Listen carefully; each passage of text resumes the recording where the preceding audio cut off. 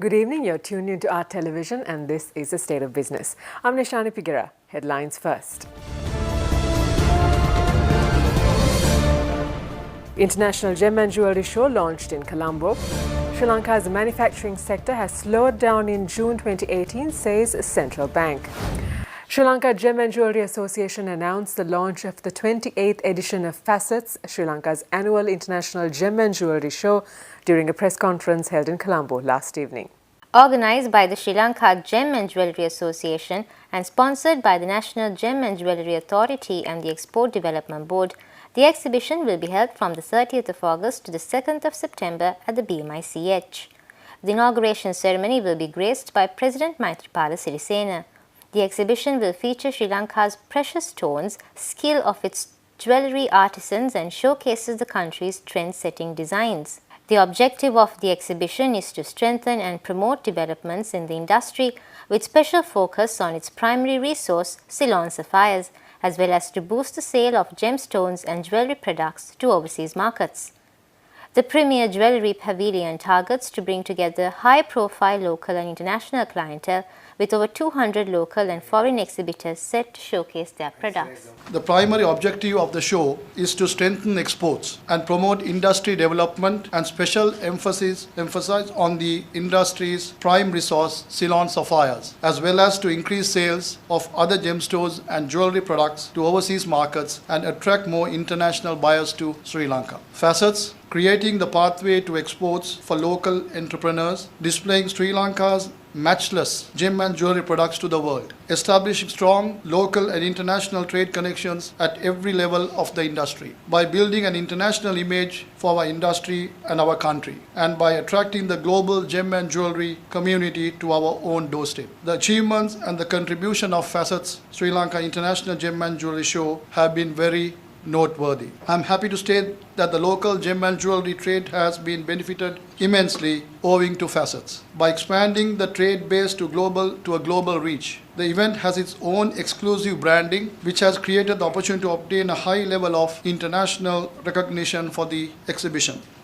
Addressing the event, Chairperson of Sri Lanka's Export Development Board, Indira Malwatha, said that the EDB, together with the National Gem and Jewellery Authority, have embarked on developing the local jewellery industry.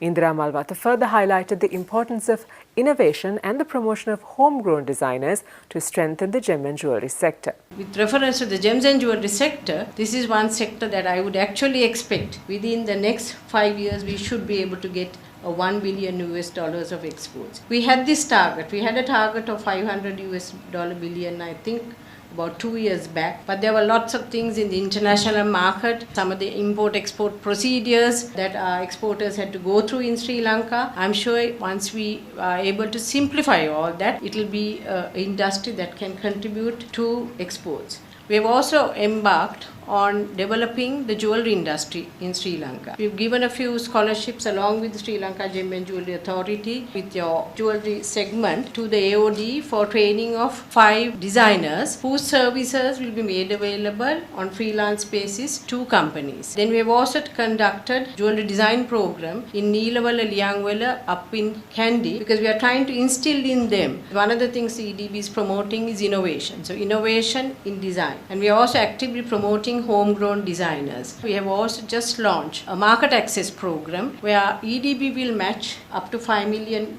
Sri Lanka rupees, which is a 50% of the cost, in improving your industries, in productivity improvement, technology, participating in international marketing programs. It has been just launched and please do make use of this facility.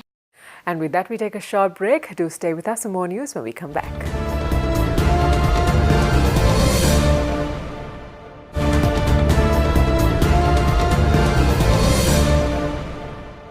Welcome back. You're watching the State of Business.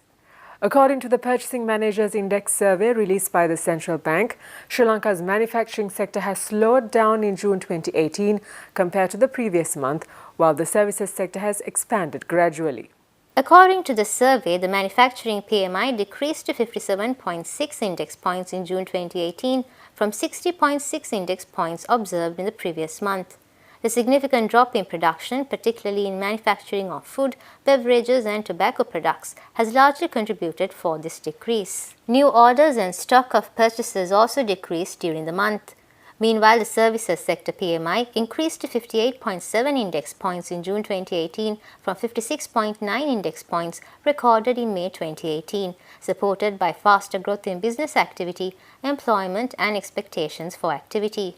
The strong growth in business activities was mainly observed in the financial services, health services and wholesale and retail trade sectors. However, the pace of growth in the transportation of goods and warehousing sector eased in June 2018 due to upward revisions in fuel prices.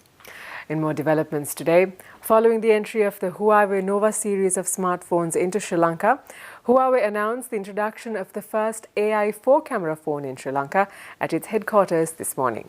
The Nova 3 series is fitted with an advanced AI quad-camera system that offers superior photography capabilities. The Nova 3 series dual-rear camera is designed to enhance photographs by recognizing 22 different scenes to deliver phenomenal shots with the aid of AI-powered tools. AI technology available in the Nova 3 series dual-front camera system gives users best selfies using features which distinguish people from the background. Last year, our total smartphone growth, the revenue is 13% compared to the 2016. The total the delivery up to the 153 million units and 10% growth compared to the 2016. Our marketing, the branding, the rank always just yearly we increase the ranking. And the last year, our the brand thing is 14.8, inter-branded is 17, and the brand France 25. And Forbes is 79. The Huawei continued investment for the R&D. And the last year, our total the R&D investment is $17.5 billion. The stock market closed on a positive note today. Details after the break.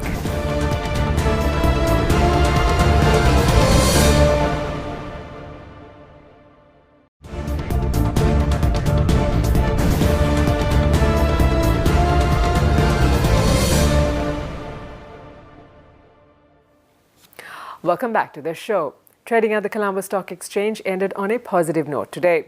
The All Share Price Index gained 22.33 points to close at 6,183.02, and the S&P SL20 gained 29.6 points to close at 3,389.76.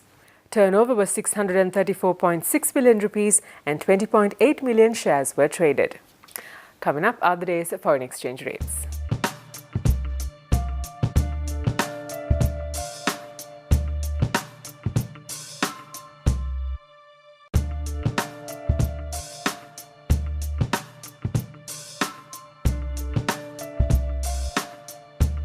And that's all the news we have for you tonight. We'll see you again tomorrow at the same time. Until then, thank you for joining us. Have a pleasant evening.